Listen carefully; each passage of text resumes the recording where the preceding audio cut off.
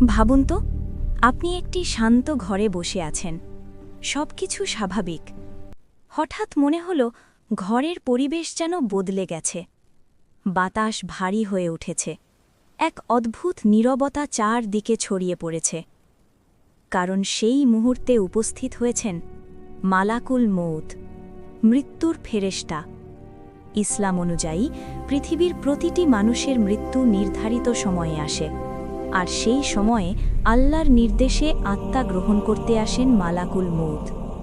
সেই মুহূর্তটি মানুষের জীবনের সবচেয়ে গুরুত্বপূর্ণ মুহূর্ত।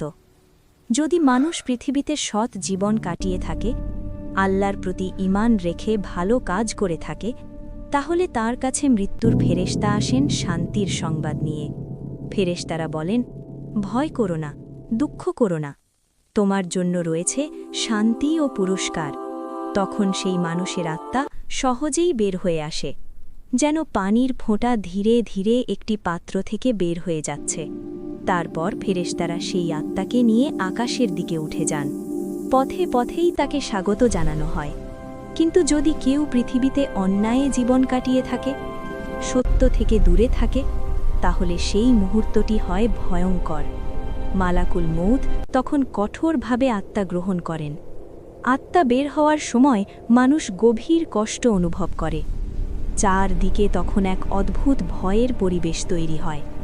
এই কারণেই ইসলামে বলা হয়েছে, মানুষকে সব সময় মৃত্যুর কথা স্মরণ করতে হবে, কারণ আমরা জানি না মালাকুল মউত ঠিক কখন আমাদের সামনে উপস্থিত হবেন। পৃথিবীর জীবন খুব ছোট, কিন্তু মৃত্যুর পর শুরু হয় চিরন্তন জীবন। তাই যে মানুষ পৃথিবীতে ভালো কাজ করে, সত্যের পথে চলে, আল্লাহর নির্দেশ মেনে জীবন কাটায়, তার জন্য মৃত্যুর সেই মুহূর্ত ভয়ের নয়, বরং শান্তির সূচনা।